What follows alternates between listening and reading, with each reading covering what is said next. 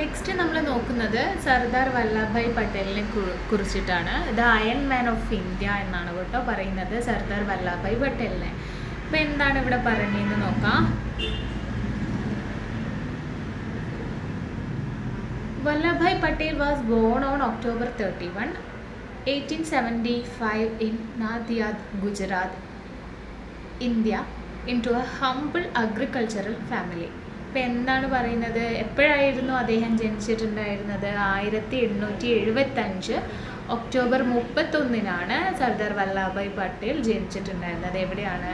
ഒരു നദിയാദ് ഗുജറാത്തിലാണ് കേട്ടോ വരുന്നത്. നദിയാദ് എന്ന് പറയുന്ന ഗുജറാത്തിലൊരു കാർഷിക കുടുംബത്തിലാണ് അല്ലേ അദ്ദേഹം agricultural family ജനിച്ചിട്ടുണ്ടായിരുന്നത്.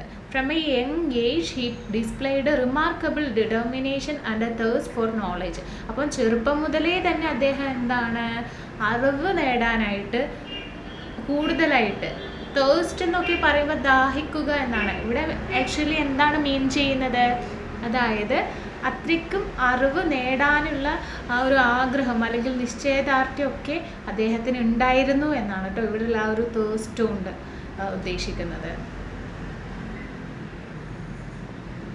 Patel's journey led him to study law at the Middle Temple in London, England, where he honed his legal skills and developed a keen sense of justice. അപ്പോൾ ഇവിടെ എന്താണ് നെക്സ്റ്റ് പറയുന്നത്? അപ്പോൾ ഇത്തരത്തിൽ അറിവ് നേടാനുള്ള അദ്ദേഹത്തിൻ്റെ ആ ഒരു യാത്ര അല്ലെങ്കിൽ അതിനോടുള്ള ദാഹം എന്താണ് അദ്ദേഹത്തെ ലണ്ടനിലെ മിഡിൽ ടെമ്പിൾ എന്ന് പറയുന്ന ലോ പഠിക്കാൻ വേണ്ടിയിട്ട് പ്രേരിപ്പിച്ചിട്ടുണ്ട്. Upon returning to India in 1913, Patel began his legal career as a barrister. Okay, അപ്പം 1913 ഇന്ത്യയിലേക്ക് മടങ്ങിയെത്തിയിട്ടുള്ള നമ്മുടെ ഈ ഒരു ലോ പഠിച്ചതിന് ശേഷം മടങ്ങിയെത്തിയിരിക്കുന്ന പട്ടേൽ എന്താണ് ബാരിസ്റ്ററായിട്ടാണ് അല്ലേ ജോലി ചെയ്യുന്നത്. അഹമ്മദാബാദിലായിരുന്നു കേട്ടോ അദ്ദേഹം ബാരിസ്റ്ററായിട്ട് തൻ്റെ അഭിഭാഷക ജീവിതം ആരംഭിച്ചിട്ടുണ്ടായിരുന്നത്. His sharp legal acumen coupled with his deep concern for social issues quickly gained him recognition. Patel's legal practice became a platform through which he advocated for the rights of the underprivileged and disenfranchised, setting the stage for his future political career. അപ്പോൾ ഇവിടെ എന്താ പറയുന്നത്? His sharp legal എക്യൂമെൻ എന്ന് പറയുന്നത് അപ്പം മൂർച്ചയുള്ള നിയമവൈദഗ്ധ്യമാണ് ആ ഒരു ഷാർപ്പ് ലീഗൽ എക്യൂമെൻ എന്നിപ്പോൾ കൊണ്ട് ഉദ്ദേശിക്കുന്നത് കേട്ടോ. അപ്പോൾ അതുകൊണ്ട് തന്നെ it's with his deep concern for social issues അല്ലേ. സോഷ്യൽ ഇഷ്യൂസ് എന്ന് വെച്ച് കഴിഞ്ഞാൽ സാമൂഹിക പ്രശ്നങ്ങളോടുള്ള അല്ലേ ആ ഒരു ആഴത്തിലുള്ള ഉത്കണ്ഠയും അപ്പം കൂടുതൽ തന്നെ എത്രയും പെട്ടെന്ന് തന്നെ അദ്ദേഹത്തിന് അംഗീകാരം നേടിക്കൊടുത്തു. ഗെയിൻഡ് ഹിം റെക്കഗ്നീഷൻ അല്ലേ, അദ്ദേഹത്തിന് വേഗത്തിൽ അംഗീകാരം നേടിക്കൊടുത്തു. Patel's legal practice become a platform through which he advocated for the rights of the underprivileged. അപ്പം കൂടുതലും നമ്മൾ നേരത്തെ പറഞ്ഞു അദ്ദേഹം എങ്ങനെയാണ് ലീഗൽ പ്രാക്ടീസ് അല്ലേ അഭിഭാഷകന് ബാരിസ്റ്ററായിട്ടാണ് ജോലി ചെയ്യുന്നത്. അപ്പോൾ ഈ ഒരു അഭിഭാഷക പ്രാക്ടീസിൽ കൂടുതലും അണ്ടർ പ്രിവിലേജ്ഡ് ആയിട്ടുള്ള അല്ലേ എന്താണ് സമൂഹത്തിൽ താഴെക്കിടയിലുള്ളവരിലേക്ക് അല്ലേ അവരുടെ അവകാശങ്ങൾ സംരക്ഷിക്കുന്നു, അതിനു വേണ്ടി വാദിക്കുന്നതിനുള്ള ഒരു വേദിയായിട്ട് മാറുകയാണ് ചെയ്തത്. അദ്ദേഹത്തിൻ്റെ ഭാവി രാഷ്ട്രീയ ജീവിതത്തിന് അതുകൊണ്ട് തന്നെ ഒരു കളമൊരുക്കിയിട്ടുണ്ട്. Setting the stage for his future political career. Okay, next നമുക്ക് നോക്കാം. Patel's growing involvement in India's freedom struggle drew him towards the Indian National Congress. ഇനി എന്താണ് നെക്സ്റ്റ് പറയുന്നത്? ഇന്ത്യയുടെ സ്വാതന്ത്ര്യ സമരത്തിൽ അല്ലേ ഫ്രീഡം സ്ട്രഗിൾ എന്ന് വെച്ച് കഴിഞ്ഞാൽ സ്വാതന്ത്ര്യ സമരത്തിൽ പട്ടേലിൻ്റെ വർദ്ധിച്ചു വരുന്ന പങ്കാളിത്തം അദ്ദേഹത്തെ എവിടെയാണ് കൊണ്ടെത്തിച്ച് നിർത്തിയിരിക്കുന്നത്? ഇന്ത്യൻ നാഷണൽ കോൺഗ്രസ്സിലായിരുന്നു. അതാണ് ആ ഒരു ലൈൻസിൽ പറയുന്നത്. His tireless efforts and unwavering commitment to the cause of independence led him to rise through the ranks of the Congress, earning respect and അപ്പോൾ ഇവിടെ എന്താണ് പറഞ്ഞു നിർത്തുന്നത്? അപ്പം അദ്ദേഹത്തിൻ്റെ അശ്രാന്ത പരിശ്രമം അല്ലേ ടയർലെസ് എഫേർട്സ് എന്ന് വെച്ച് കഴിഞ്ഞാൽ എന്താണ് ടയർലെസ് എഫേർട്ട് ദാറ്റ് ഈസ് അശ്രാന്ത പരിശ്രമം എന്ന് നമ്മൾ മലയാളത്തിൽ പറയും. അൺവീവറിങ് കമ്മിറ്റ്മെൻറ്റ് അല്ലേ, അചഞ്ചലമായിട്ടുള്ള പ്രതിബദ്ധത എന്നൊക്കെ പറയും. അപ്പോൾ എന്താണ്, സ്വാതന്ത്ര്യത്തിന് വേണ്ടിയിട്ടുള്ള അശ്രാന്ത പരിശ്രമവും ഇത്തരത്തിലുള്ള കമ്മിറ്റ്മെൻറ്റ് പ്രതിബദ്ധതയും അദ്ദേഹത്തെ കോൺഗ്രസിൻ്റെ അണികളിൽ നിന്ന് ഉയരാൻ പ്രേരിപ്പിച്ചിട്ടുണ്ടായിരുന്നു. Rise through the ranks of the Congress എന്നുകൊണ്ട് ഉദ്ദേശിക്കുന്നത് അതാണ് കേട്ടോ. Earning respect and admiration for hers leadership. അപ്പം പിന്നീട് എന്താണ് പറയുന്നത്, Sardar Patel's commitment to India's independence was unwavering. He was not only vocal proponent but also staunch practitioner of non violent resistance. അപ്പം ഇവിടെ ഇന്ത്യയുടെ സ്വാതന്ത്ര്യത്തോടുള്ള സർദാർ വല്ലഭായ് പട്ടേലിൻ്റെ ഈ ഒരു പ്രതിബദ്ധത എന്ന് പറയുന്നത് എന്താണ്, അൺവേവറിങ് ആയിരുന്നു അല്ലെ, അചഞ്ചലമായിരുന്നു എന്നാണ് ഉദ്ദേശിക്കുന്നത്. അപ്പം കൂടാതെ എന്താണ്, he was not only a vocal proponent, വാചാലൻ എന്നൊക്കെ നമ്മൾ പറയും അതിനെ. അത് മാത്രമല്ല അല്ലേ, നമ്മുടെ എന്താണ് പറയുന്ന കാര്യങ്ങൾ പറയുക, നമ്മളുടെ ആശയങ്ങൾ പറയുക എന്നത് മാത്രമല്ല ഉദ്ദേശിക്കുന്നത്, അഹിംസാത്മക ചെറുത്ത് നിൽപ്പ് കൂടെ അദ്ദേഹം നോക്കിയിട്ടുണ്ടായിരുന്നു. Staunch practitioner of non violent resistance അല്ലേ. അപ്പം ഇതുകൂടെ എന്താണ് കൊണ്ടുവരാൻ വേണ്ടി അദ്ദേഹം ശ്രമിച്ചിട്ടുണ്ടായിരുന്നു. During the struggle for independence, Sardar Vallabhbhai Patel played a crucial role in the Kheda Satyagraha, a historic episode of non-violent resistance against the British colonial administration. അപ്പം എന്താണ് ഇവിടെ പറയുന്നത് നെക്സ്റ്റ്, അതായത് during the struggle for independence അല്ലേ, അതായത് ഈ ഒരു ഇൻഡിപെൻഡൻസിന് വേണ്ടിയിട്ട് നമ്മുടെ സ്വാതന്ത്ര്യത്തിനായിട്ടുള്ള പോരാട്ടത്തിൽ ബ്രിട്ടീഷ് കൊളോണിയൽ ഭരണകൂടത്തിനെതിരെയായിട്ട് എഗെയിൻസ്റ്റ് ദ ബ്രിട്ടീഷ് കൊളോണിയൽ അഡ്മിനിസ്ട്രേഷന് എന്താണ്, അഹിംസാത്മക ചെറുപ്പ് നിൽപ്പിൻ്റെ ആ ഒരു ചരിത്രപരമായിട്ടുള്ളൊരു സംഭവമാണ് വരുന്നത് ഖേഡ സത്യാഗ്രഹം എന്ന് പറയുന്നത്. ഖേഡ സത്യാഗ്രഹ അല്ലേ, ആ ഒരു സത്യാഗ്രഹത്തിൽ ആരാണ്, ഈ ഒരു വല്ലഭായ് പട്ടേൽ നിർണായകമായിട്ടുള്ള ഒരു പങ്ക് വഹിച്ചിട്ടുണ്ട്, പ്ലേഡ് എ ക്രൂഷ്യൽ റോൾ. അപ്പോൾ എന്താണ്, നമ്മുടെ സ്വാതന്ത്ര്യ സമരത്തിൽ സർദാർ വല്ലഭായ് പട്ടേൽ അതിൽ ഉൾപ്പെട്ടതാണ് ഖേഡ സത്യാഗ്രഹം എന്ന് പറയുന്നത്. അപ്പം ഇത് എന്തിനു വേണ്ടിയിട്ടാണ്, നോൺ വയലൻസ് റെസിസ്റ്റൻസ് അല്ലേ, അഹിംസാത്മകമായിട്ടുള്ള രീതിയിലുള്ളതാണ്. അപ്പോൾ അതാണ് ആർക്കെതിരെയാണ്, ബ്രിട്ടീഷ് കൊളോണിയൽ അഡ്മിനിസ്ട്രേഷനെതിരെ. അപ്പം അതിലും ഒരു ഇമ്പോർട്ടൻ്റ് ആയിട്ടുള്ള റോൾ വഹിച്ചിട്ടുണ്ട്.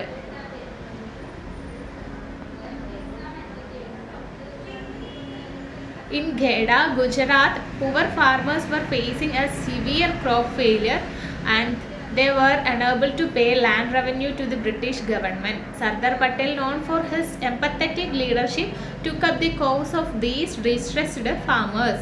അപ്പോൾ എന്താണ് നെക്സ്റ്റ് പറയുന്നത്, അപ്പം ഗുജറാത്തിലെ ഖേഡ എന്നൊരു സ്ഥലം അല്ലേ, അതാണ് ഖേഡ സത്യാഗ്രഹത്തിൻ്റെ പ്ലാറ്റ്ഫോമായിട്ട് വരുന്നത്. അപ്പം ഈ ഒരു ഗുജറാത്തിലെ ഖേഡയിലെ പാവപ്പെട്ട കർഷകരുണ്ടായിരുന്നു, പുവർ ഫാർമേഴ്സ്. അപ്പോൾ എന്താണ്, അവർ കടുത്ത വിളനാശം നേരിട്ടിട്ടുണ്ട്. ഫേസിങ് സിവിയർ ക്രോപ്പ് ഫെയിലിയർ എന്ന് വെച്ച് കഴിഞ്ഞാൽ കടുത്ത വിളനാശം എന്നാണ് കേട്ടോ. അപ്പം ആ ഒരു വിളനാശം നേരിടുന്നത് കൊണ്ട് തന്നെ അവർക്ക് എന്താണ്, ബ്രിട്ടീഷ് സർക്കാരിന് ഭൂനികുതി നൽകാൻ കഴിയാത്ത അവസ്ഥ വരികയാണ് ഉണ്ടായിരുന്നത്. They were unable to pay land revenue to the British government അല്ലേ. അപ്പോൾ അവിടെ എന്താണ് ചെയ്തത് അന്നേരം, ഈ പട്ടേൽ എന്ന് വെച്ച് കഴിഞ്ഞാൽ എമ്പത്തറ്റിക് ലീഡർഷിപ്പാണ് അല്ലേ, സഹാനുഭൂതി നിറഞ്ഞിട്ടുള്ള ഒരു വ്യക്തിത്വത്തിന് ഉടമയാണ് ഈ ഒരു സർദാർ വല്ലഭായ് പട്ടേൽ എന്ന് പറയുന്നത്. അതുകൊണ്ട് തന്നെ took up the cos of these stressed farmers. അപ്പോൾ ഇവിടെ എന്താണ്, ഈ ഒരു ദുരിതം അനുഭവിക്കുന്ന അല്ലേ, ഡിസ്ട്രെസ്ഡ് ഫാർമേഴ്സ് എന്ന് വെച്ച് കഴിഞ്ഞാൽ ദുരിതം അനുഭവിക്കുന്ന കർഷകരുടെ കാര്യം ആരാണ് ഏറ്റെടുക്കുക ഉണ്ടായിരുന്നത്, നമ്മുടെ ഈ ഒരു സർദാർ വല്ലഭായ് പട്ടേൽ ആയിരുന്നു. He led the Gheda Satyagraha, urging the farmers to withhold their taxes and demanding relief from the oppressive revenue policies. His participation in various civil disobedience movements earned him numerous prison sentences, but he remained resolute in his convictions.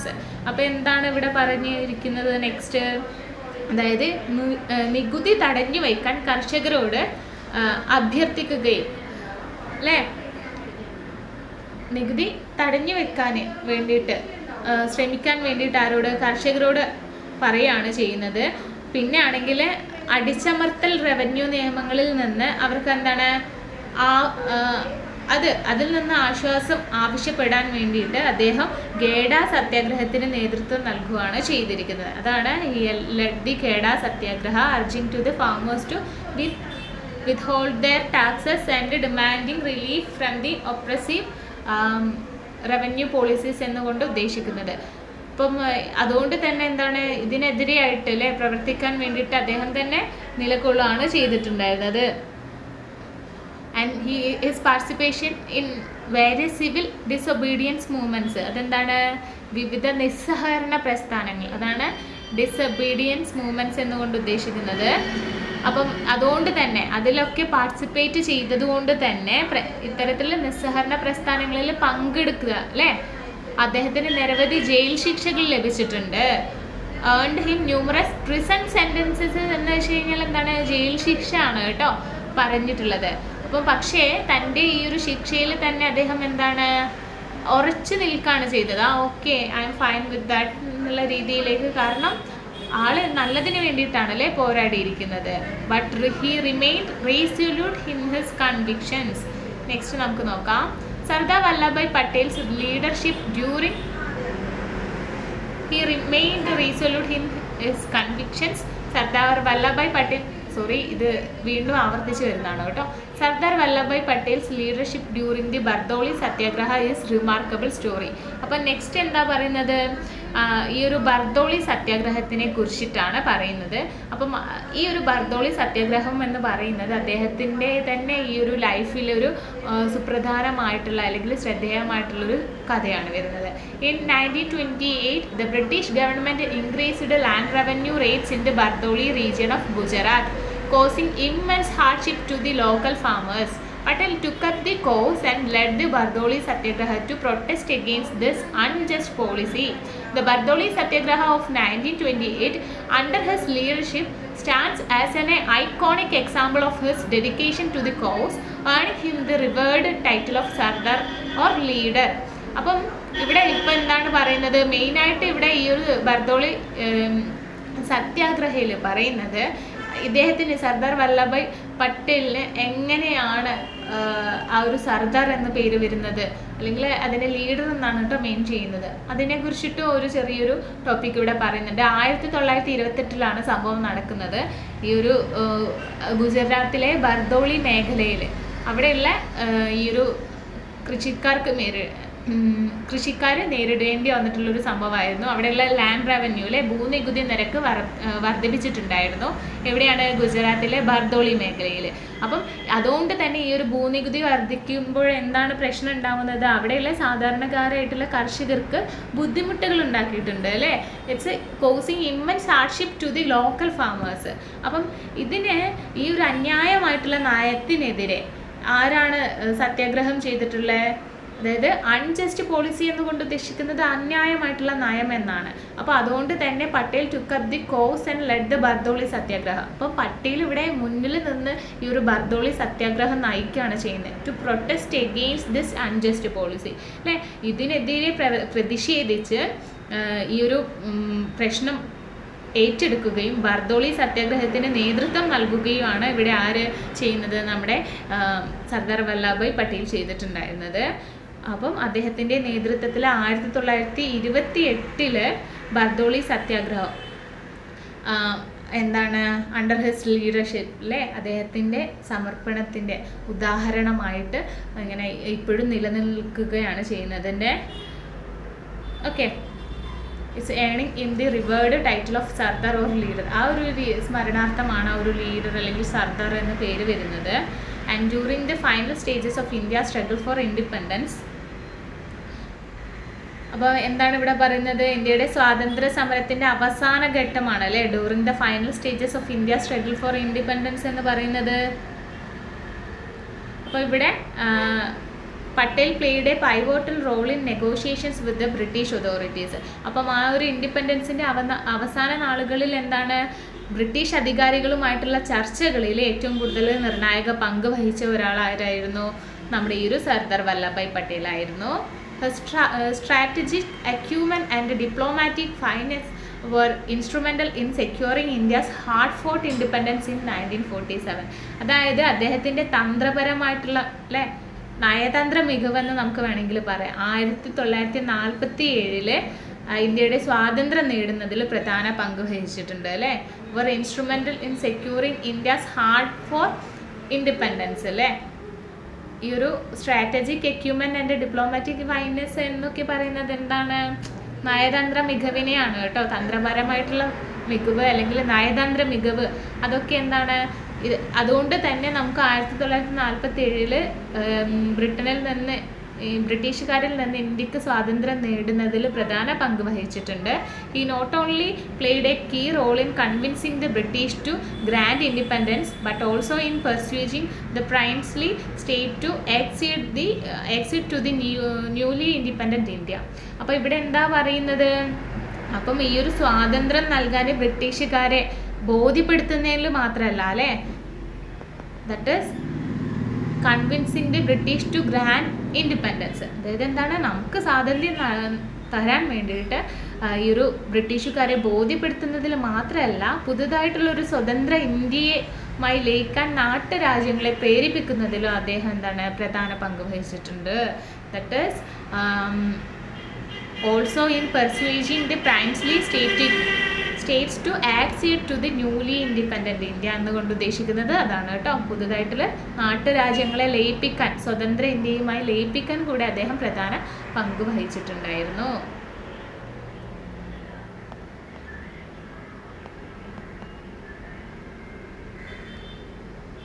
Next നോക്കാം. After India's independence Sardar Vallabhbhai Patel assumed the crucial role of India's first deputy prime minister and the minister of home affairs in the inaugural government led by prime minister Jawaharlal Nehru.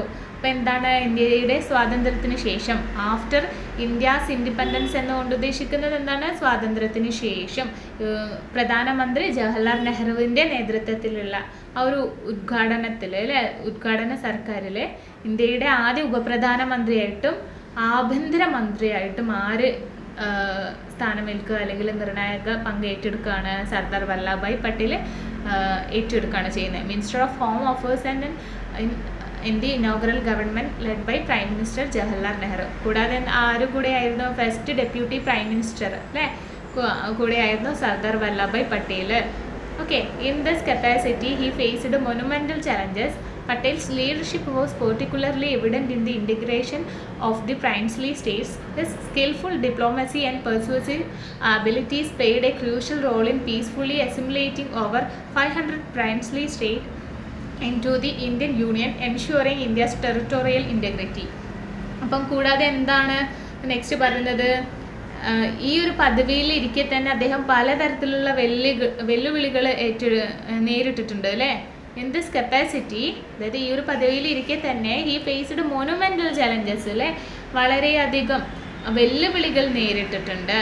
അപ്പോൾ എന്തൊക്കെയാണ്? നാട്ടുരാജ്യങ്ങളുടെ സംയോജനത്തിൽ പട്ടേലിൻ്റെ നേതൃത്വം പ്രത്യേകിച്ചിട്ടും നമുക്ക് കാണാൻ പറ്റുന്നുണ്ട് അല്ലേ. It's played a crucial role in it's particularly evident in the integration of the princely state അല്ലേ. അതായത് എന്താണ് പ്രൈൻസ്ലി സ്റ്റേറ്റ്, നാട്ടുരാജ്യങ്ങളുടെ സംയോജനത്തിൽ അദ്ദേഹം കൂടുതലായിട്ട് എന്താണ് ഒരു നേതൃത്വം നൽകിയിട്ടുണ്ടായിരുന്നു. അദ്ദേഹത്തിൻ്റെ വിദഗ്ധമായിട്ടുള്ള നയതന്ത്ര അനുനയിപ്പ് കൊണ്ടാണ്, ആ ഒരു സ്കില്ല് കൊണ്ടായിരുന്നു, സ്കിൽഫുൾ ഡിപ്ലോമസി അല്ലേ, നയതന്ത്രത്തിനുള്ള ആ ഒരു കഴിവ് കൊണ്ട് 500-ലധികം നാട്ടുരാജ്യങ്ങളെ സമാധാനപരമായിട്ട് Indian യൂണിയനിലേക്ക്, over 500 princely states into the Indian Union, ensuring the India's territorial integrity അല്ലേ. 500-ലധികം നാട്ടുരാജ്യങ്ങളെ സമാധാനപരമായിട്ട് ഇന്ത്യൻ യൂണിയനിലേക്ക് ലയിപ്പിക്കുന്നതിലും ആ ഒരു ഇന്ത്യയുടെ പ്രാദേശിക സമഗ്രത ഉറപ്പാക്കുന്നതിലും ആർക്ക് നിർണായക പങ്ക് വഹിക്കാൻ പറ്റിയിട്ടുണ്ട്? നമ്മുടെ സർദാർ വല്ലഭായ് പട്ടേലിന് പറ്റിയിട്ടുണ്ടായിരുന്നു.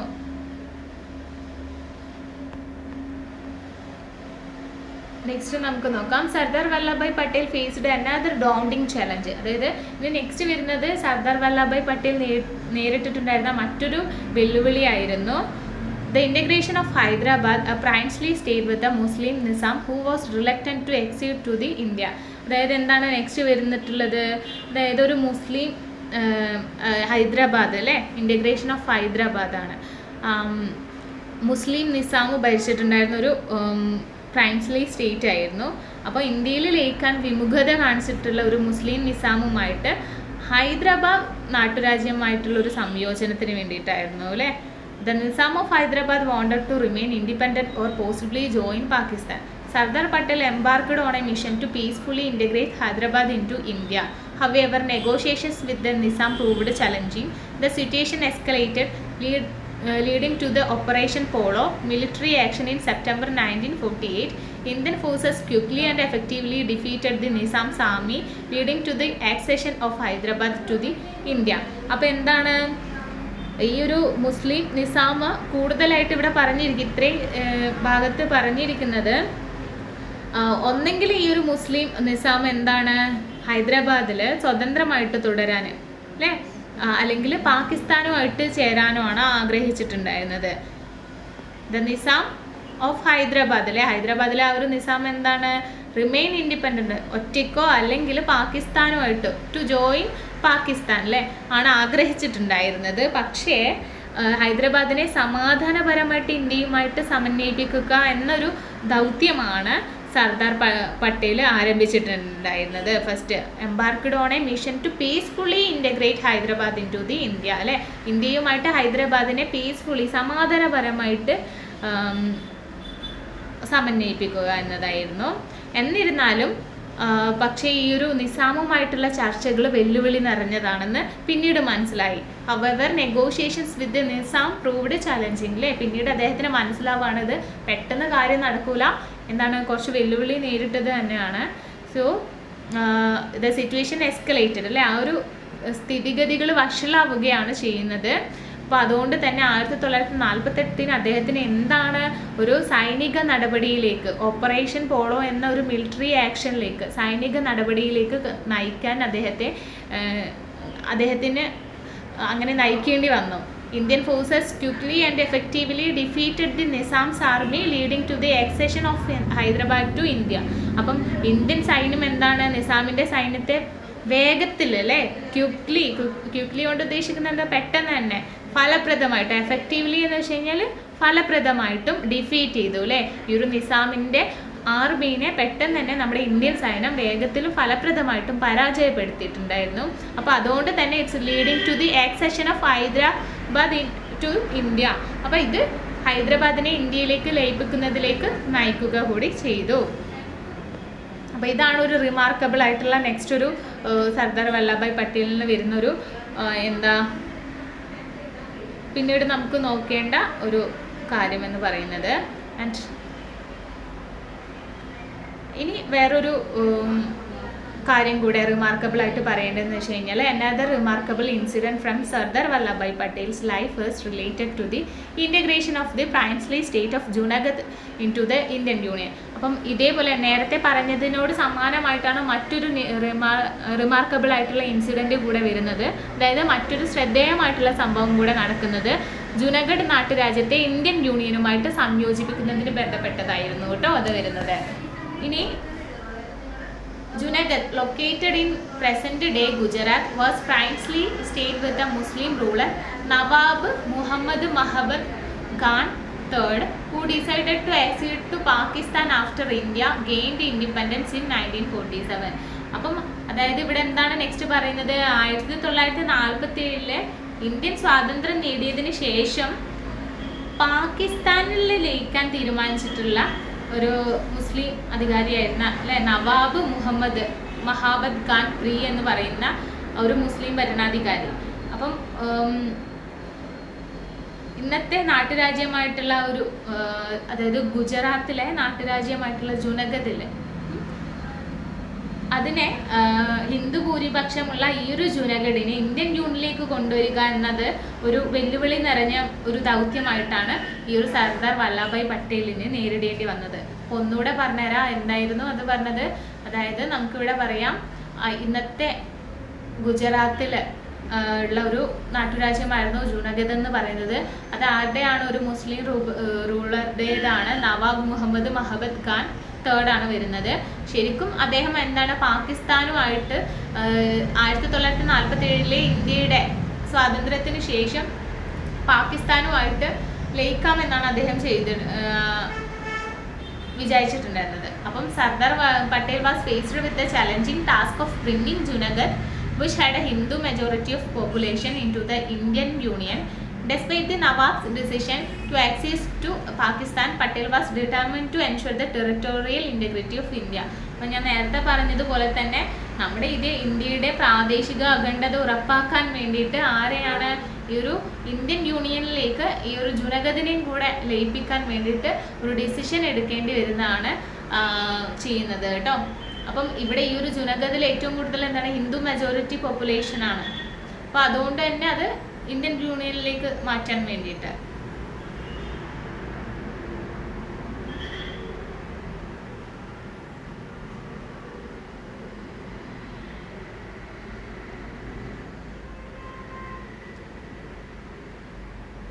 അപ്പോൾ നെക്സ്റ്റ് നമുക്ക് നോക്കാം. He initiated negotiation and when diplomacy failed he decided on a bold move.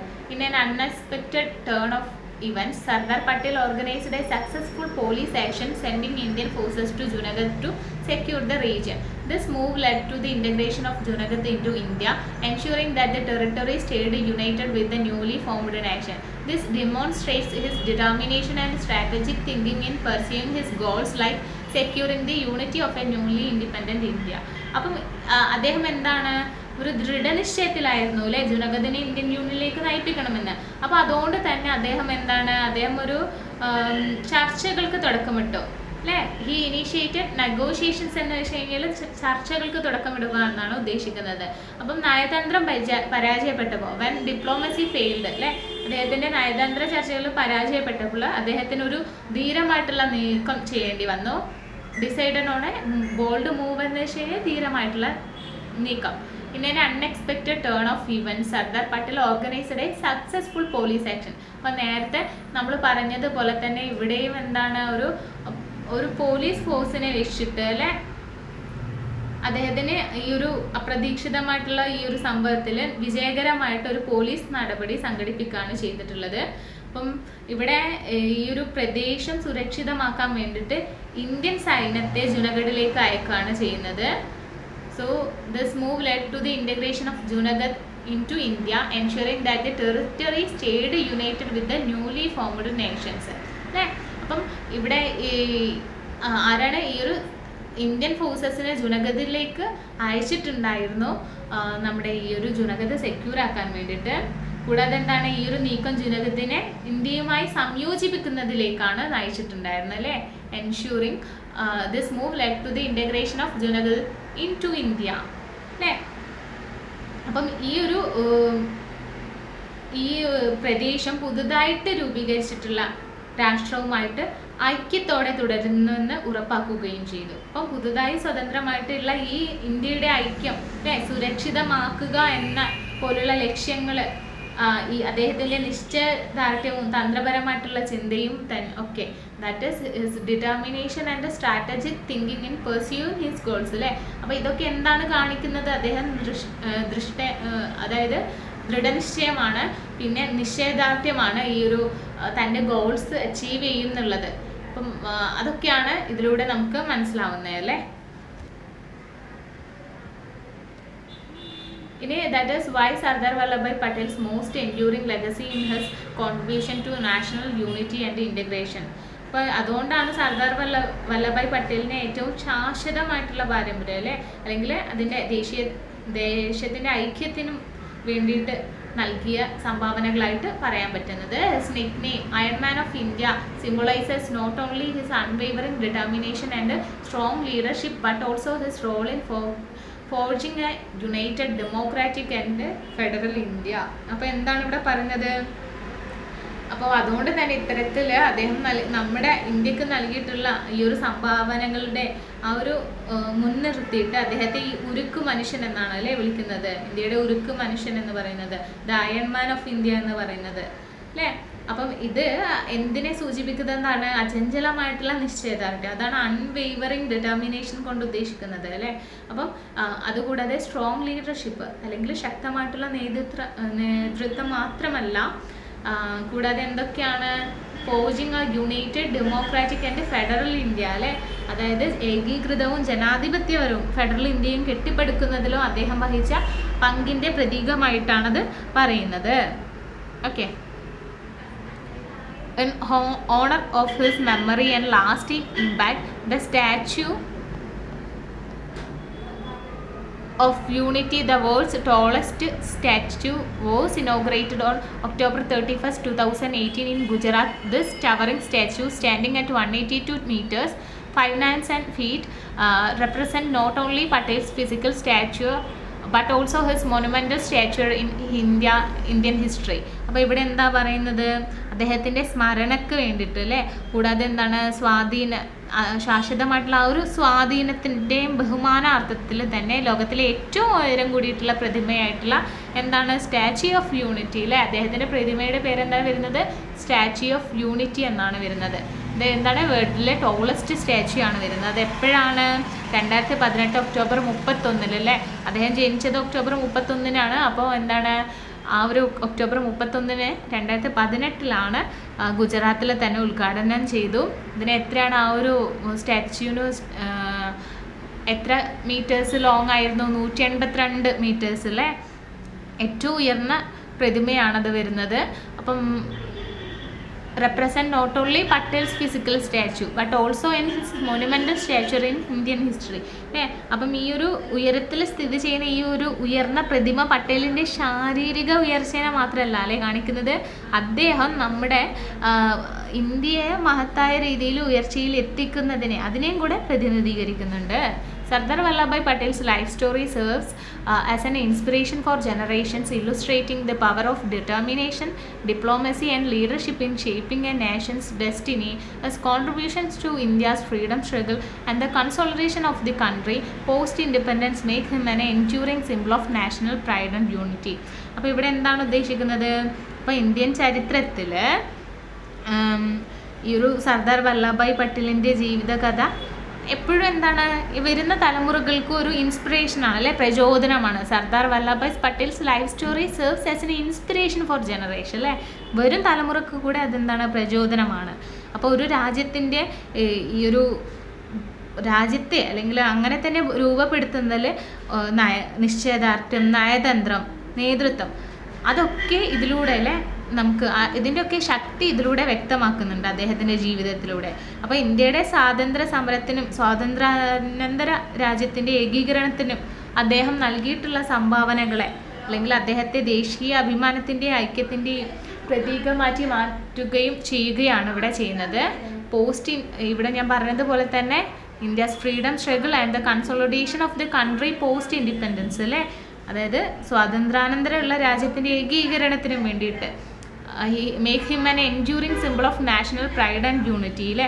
അപ്പം അദ്ദേഹത്തിൻ്റെ ഈ ഒരു സ്റ്റാച്യു അല്ലെങ്കിൽ അദ്ദേഹത്തിൻ്റെ ഇത്തരത്തിലുള്ള പ്രവർത്തികൾ എന്താണ്? ദേശീയ അഭിമാനത്തിൻ്റെയും ഐക്യത്തിൻ്റെയും ആ ഒരു പ്രതീക അല്ലേ ശാശ്വതമായിട്ടുള്ള പ്രതീകമാക്കി മാറ്റുന്നു എന്നാണ് ഇവിടെ പറയുന്നത്. അപ്പോൾ ഇത്രയാണ് നമ്മുടെ ഈ ഒരു ചാപ്റ്ററിൽ വരുന്നത്. അപ്പോൾ ഫസ്റ്റ് നമ്മൾ പഠിച്ചിരിക്കുന്നത് ബാൽ ഗംഗാധർ തിലകിനെ കുറിച്ചിട്ടായിരുന്നു. ദെൻ അത് കഴിഞ്ഞിട്ട് നമ്മൾ നോക്കിയിരിക്കുന്നത് ആരാണ്? സർദാർ വല്ലഭായ് പട്ടേലിനെ കുറിച്ചിട്ടാണ്. അപ്പം ഇത്രയാണ് ഈ ഒരു ചാപ്റ്ററിൽ നിന്ന് വരുന്നത്. ഇനി നമുക്ക് ഇവിടുന്ന് വരുന്ന കുറച്ച് ക്വസ്റ്റ്യൻസും കൂടെ ഒന്ന് ചെക്ക് ചെയ്ത് നോക്കാം. ഓക്കെ,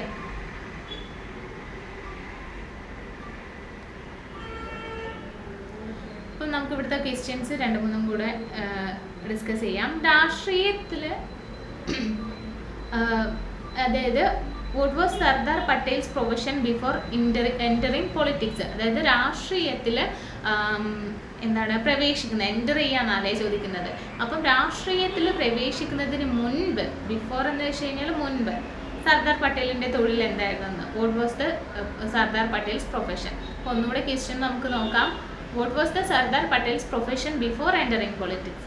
അതായത് രാഷ്ട്രീയത്തിൽ പ്രവേശിക്കുന്നതിന് മുൻപ് സർദാർ പട്ടേലിൻ്റെ തൊഴിൽ എന്തായിരുന്നു എന്നാണ്. Doctor, lawyer, engineer, teacher. അപ്പോൾ ഇതിലേതാണ് എല്ലാവർക്കും അറിയാം അല്ലേ, ബി ആണ് റൈറ്റ് ആയിട്ടുള്ള ആൻസർ വരുന്നത്. ദാറ്റ് ഈസ് ദി ലോയർ ആണ് രാഷ്ട്രീയത്തിന് പ്രവേശിക്കുന്നതിന് മുൻപേ അദ്ദേഹത്തിൻ്റെ ജോലിയായിട്ടുണ്ടായിരുന്നത്. ഇനി നെക്സ്റ്റ് നമുക്ക് നോക്കാം. Which historic event is associated with Sardar Vallabhbhai Patel's leadership in Gujarat? അതായത് ഗുജറാത്തിലെ സർദാർ വല്ലഭായ് പട്ടേലിൻ്റെ നേതൃത്വവുമായിട്ട് ബന്ധപ്പെട്ട ചരിത്ര സംഭവം എന്താണെന്നാണ് ക്വസ്റ്റ്യൻ വന്നിരിക്കുന്നത്. ഏതൊക്കെയാണ്? ക്വിറ്റ് ഇന്ത്യ മൂവ്മെൻറ്റ്, ജാലിയൻ വാലാബാഗ് massacre and Kheda Satyagraha, non cooperation movement. അപ്പോൾ എന്താണ് ഇതിൽ ഏതാണ് അദ്ദേഹത്തിൻ്റെത് വരുന്നത്? നമുക്ക് എല്ലാവർക്കും അറിയാമല്ലോ, ഇപ്പം കുറച്ച് മുൻപേ നമ്മൾ കണ്ടിട്ടുള്ളതാണ്. അതായത് കേഡ സത്യാഗ്രഹമാണ് അദ്ദേഹം ഈ ഒരു വല്ലഭായ് പട്ടേലിൻ്റെ നേതൃത്വവുമായി ബന്ധപ്പെട്ടുള്ള ഒരു ചരിത്ര സംഭവം. ഇതിൽ നിന്ന് നമുക്ക് ചൂസ് ചെയ്യാൻ പറ്റുന്നേ അല്ലേ.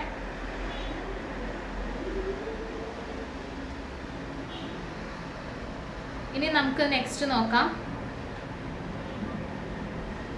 What role did Sardar Vallabhbhai Patel play in the integration of princely state to India? അപ്പോൾ എന്താണ് നാട്ടുരാജ്യങ്ങളുടെ ഇന്ത്യയിലേക്കുള്ള സംയോജനത്തിൽ അല്ലേ വല്ലഭായ് പട്ടേൽ എന്ത് നിയമമാണ് ഉപയോഗിച്ചത് അല്ലേ?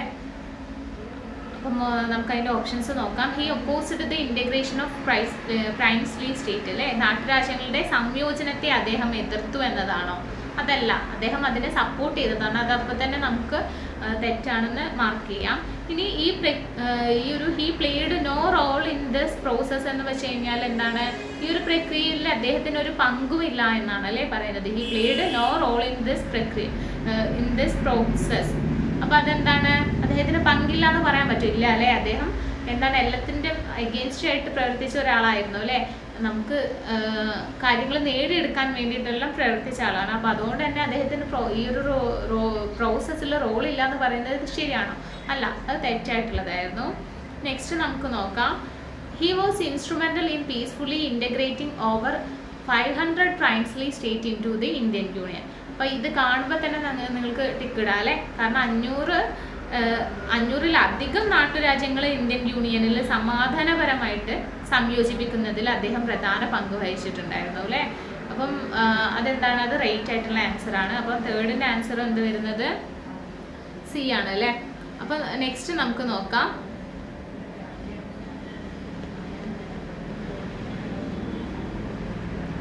Which princely state posed a significant challenge to Sardar Vallabhai efforts at integration due to its Nizam's reluctance to accede to India? അപ്പം എന്താണ് നാലാമത്തെ ക്വസ്റ്റ്യൻ വരുന്നത്? അതായത് ഇന്ത്യയിൽ ചേരാൻ നിസാം വിമുഖത കാണിച്ചതിനാൽ സർദാർ പട്ടേലിൻ്റെ സംയോജന ശ്രമങ്ങൾക്ക് ഏത് നാട്ടുരാജ്യമാണ് പ്രധാന വെല്ലുവിളി ഉയർത്തിയതെന്നാണ്. ഇവിടെ നമുക്ക് ഹൈദരാബാദും ജുനഗദും ഉണ്ട് അല്ലേ, നമ്മൾ നേരത്തെ കണ്ടതാണ്. പക്ഷെ ഇതിൽ ആൻസർ ആയിട്ട് വരുന്നത് ഏതാണ്? ഹൈദരാബാദാണ് കേട്ടോ. ഏറ്റവും കൂടുതൽ ഈ ഒരു ഇൻ്റഗ്രേഷൻ ടൈമിൽ ഇത് വരുന്നത് എന്താണ്? ഹൈദരാബാദിൻ്റെ ആണ് വെല്ലുവിളി ഉയർത്തിയിട്ടുണ്ടായിരുന്നത്. അതിൻ്റെ ആൻസർ ഹൈദരാബാദാണ്. ഇനി ലാസ്റ്റ് ക്വസ്റ്റ്യനും കൂടെ ഉള്ളൂ ഈ ഒരു സെക്ഷനിൽ. What significant action did Sardar Patel take to integrate the princely state of Junagadh into the Indian Union? അതായത് ജുനഗദ് നാട്ടുരാജ്യത്തെ ഇന്ത്യൻ യൂണിയനിൽ സംയോജിപ്പിക്കാൻ വേണ്ടിയിട്ട് സർദാർ വല്ലഭായ് പട്ടേൽ ഏത് സുപ്രധാന നടപടിയാണ് സ്വീകരിച്ചിരിക്കുന്നതെന്നാണ് ക്വസ്റ്റ്യൻ ചോദിച്ചിട്ടുള്ളത്.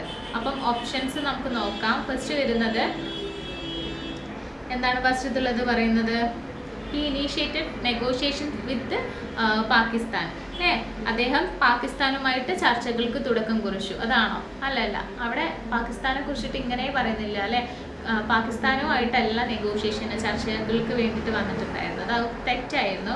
ഈ ഓർഗനൈസ്ഡ് റെഫറൻഡം, അതായത് റെഫറൻഡം എന്ന് വെച്ചാൽ എന്താണ്? അദ്ദേഹം ഒരു റെഫറൻഡം സംഘടിപ്പിച്ചു. അതായിരുന്നോ? അല്ല, അതും തെറ്റായിട്ടുള്ളതാണ്. സി എന്ന് പറയുന്നത് എന്താണ്? He conducted A police action അല്ലേ. അപ്പം അത് കാണുമ്പോൾ തന്നെ നമുക്കറിയാം അതാണ് റൈറ്റ് ആയിട്ടുള്ള ആൻസർ എന്ന്. കാരണം ജുനഗദ് ആയിട്ടുള്ള സംഭവത്തിൽ എന്താണ്? ആ ഒരു പോലീസ് ആക്ഷനാണ് അദ്ദേഹം കണ്ടക്ട് ചെയ്ത്. അദ്ദേഹം ഒരു പോലീസ് നടപടിയാണ് അല്ലേ കണ്ടെത്തിയിട്ടുണ്ടായിരുന്നത്. ഇനി അത് ശരിയാണോ നോക്കാൻ നെക്സ്റ്റും കൂടെ തെറ്റാണോ എന്ന് നോക്കിയാൽ മതിയല്ലോ. He appeal to the united nations for intervention. അദ്ദേഹം ഐക്യരാഷ്ട്ര സഭയോട് ഇടപെടാൻ വേണ്ടിയിട്ട് അഭ്യർത്ഥിച്ചു. അപ്പോൾ ഈ ഒരു ഐക്യരാഷ്ട്രസഭയെ ഒന്നും ഇതിലേക്ക് ഉൾപ്പെടുത്തിയിട്ടേ ഇല്ല. നേരത്തെ ആ ഒരു പാരഗ്രാഫിലൊന്നും നമ്മൾ അതിനെക്കുറിച്ചിട്ട് പറഞ്ഞിട്ട് പോലില്ല. അപ്പോൾ ഇതും തെറ്റാണ്. അപ്പോൾ നമുക്ക് ആൻസർ ഇത് തന്നെയാണെന്ന് ഉറപ്പിക്കാം അല്ലേ. അപ്പോൾ ഇങ്ങനെ നമുക്ക് ആൻസറൊക്കെ കണ്ടെത്താം കേട്ടോ. അപ്പോൾ അതിൻ്റെ ആൻസേഴ്സ് താഴെ കൊടുത്തിട്ടുണ്ട്, ചെക്ക് ചെയ്യാം. അപ്പോൾ ഇന്നത്തെ ഈ ഒരു ഫുൾ ചാപ്റ്ററും കഴിഞ്ഞിട്ടുണ്ട്. അപ്പം ഈ ഒരു ചാപ്റ്റർ ക്ലോസ് ചെയ്യാണ്. Anyway, thank you.